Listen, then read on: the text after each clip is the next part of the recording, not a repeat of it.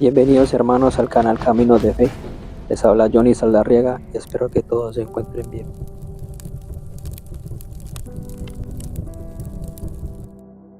Antes de comenzar, suscríbete al canal si aún no lo haces. Comparte para que podamos seguir evangelizando, llevar el mensaje de Dios.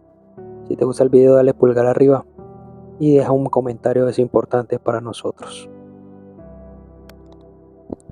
A veces en nuestro caminar de fe sentimos que algo nos impulsa, nos mueve por dentro, pero no siempre es fácil saber de dónde viene. ¿Es Dios quien me guía o es el enemigo quien me quiere desviar? Jesús hizo referencia al discernimiento espiritual de varias maneras en sus enseñanzas.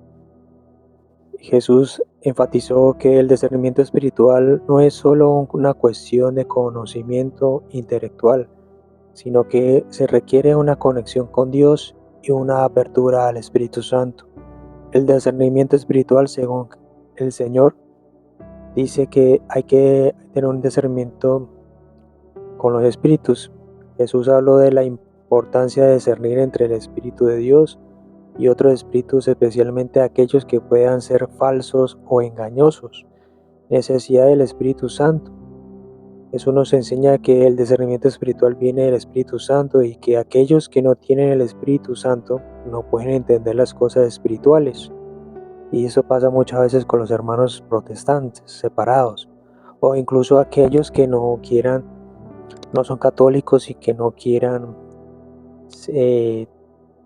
posiblemente el Espíritu Santo les dé la pauta, pero se hacen los necios y se hacen tener un Dios a su manera y por esto no deja el Espíritu Santo que los guíe. Jesús insistió en sus seguidores a buscar la verdad y el entendimiento espiritual y a no aceptar ciegamente cualquier enseñanza o creencia. Por eso les decía que el discernimiento y las enseñanzas de Jesús también habla de la importancia de discernir las señales y los tiempos de la voluntad de Dios en la vida. Hay ejemplos bíblicos que hay del discernimiento, como en 1 Corintios 2:14 al 16 dice que destaca que las cosas espirituales no pueden ser percibidas por el hombre natural, sino que se requiere el discernimiento del Espíritu Santo. También lo vemos en Mateo 16:3. Este versículo nos muestra que Jesús criticó a la gente por el poder de discernir las señales de los tiempos, aunque podría discernir el aspecto del cielo. O también Juan 9:39, que este pasaje también nos muestra cómo Jesús revela que aquellos que se consideran videntes pueden no tener discernimiento espiritual, o los falsos profetas, mientras que aquellos que están ciegos pueden tener una nueva visión al ser iluminados por el Espíritu Santo.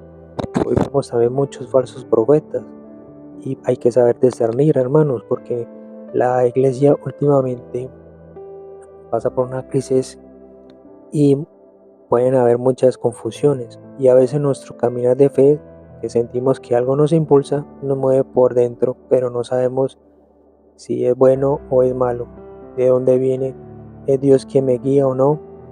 Y vemos pues que hay que profundizar en ese don del discernimiento espiritual, y la acción del Espíritu Santo es serena, firme, profunda. Cuando algo viene de Dios, aunque desafiante, deja paz, y aunque implica una cruz, da esperanza aunque no lo entendamos de este lado, y siente que te acerca más al amor y a la humildad, a la verdad. Pues el Señor dice que por su fruto se conocerán. El espíritu del fruto del amor, el gozo, la paz, la paciencia, la bondad, fidelidad, mansedumbre y dominio propio. De acerca a Dios, Dios habla en lo que es el silencio y te hace más humilde, te lleva a servirla, a perdonar, a confiar. Entonces probablemente es Dios quien te está guiando. Cómo actúa el demonio, obviamente también vamos a hablar de eso, y el demonio es todo lo contrario. Es sutil y a veces se disfraza de ángel de luz, que es lo peor. No siempre él empuja al pecado, es evidente. Muchas veces con falsas urgencias, con orgullo disfrazado de celo, con decisiones apresuradas o con una tristeza profunda que te roba la esperanza. Y si estás en pecado mortal, pues siempre vas a tener esa tristeza Y el marketing del demonio siempre ha sido la tentación. Ya tú, si quieres, ya decidirás si tomar la decisión de pecar o no por medio de la tentación. Jesús fue tentado, pero el Señor nunca se dejó seducir por estas marketing del demonio. Y así también actúa el enemigo y quiere apartarte del camino. Obviamente incluso usando razones que suenan piadosas. Y vemos un ejemplo como un santo también que muchos ya conocen, no tiene presentaciones, San Pío de Pietrelcina. El Padre Pío fue un hombre profundamente espiritual y muy atacado por el demonio. Sufrió tentaciones, incluso ataques físicos, y el demonio se le presentaba con apariencias distintas para confundirlo. Una vez se le apareció como Cristo o como la Virgen María, pero el Padre Pío decía: cuando el alma está unida a Dios, el demonio no puede tocarla. Y añadió: la humildad es el arma más fuerte contra el demonio.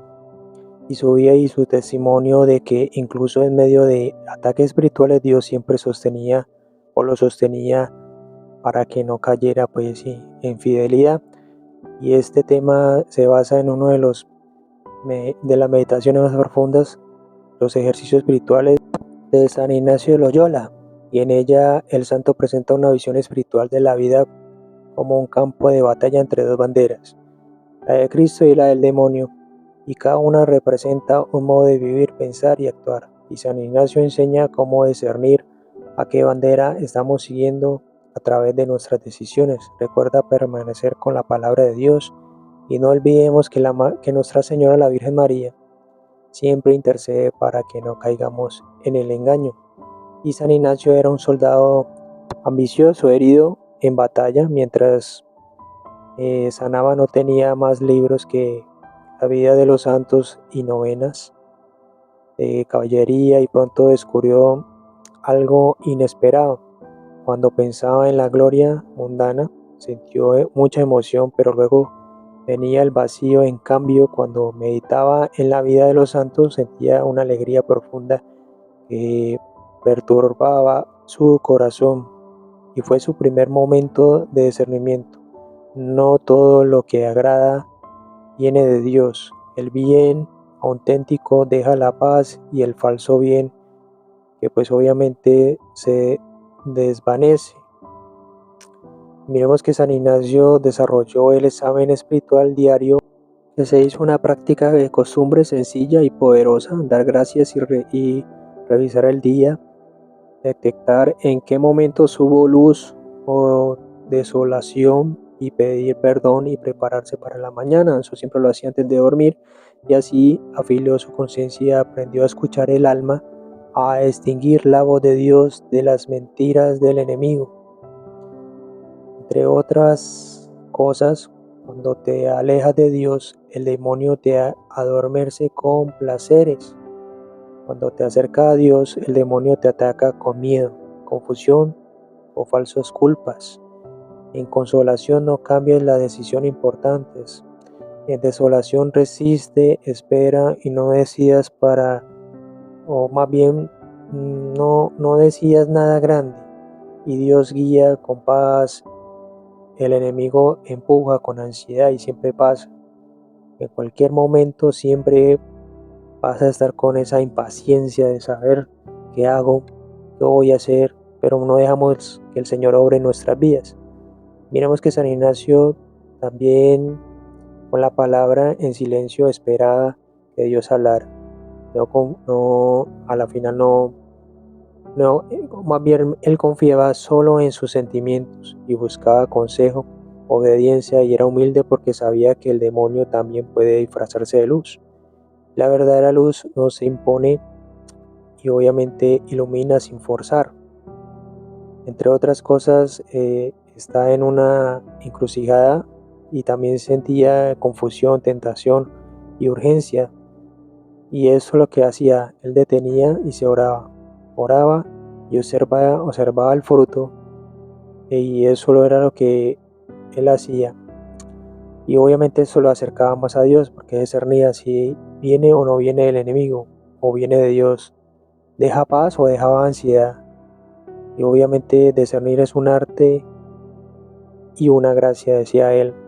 Y San Ignacio nos enseñó que Dios siempre habla, pero hay que entender el alma para escucharlo, en silencio, en la oración, en la humildad, en la cruz, y cuando vas a visitarlo al Santísimo Sacramento, pues con mucho más razón.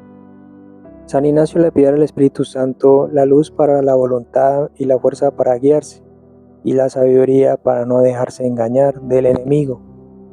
Esas son las pautas que nos deja el santo, cómo discernir, y nuestro Señor también nos enseña cómo hacerlo.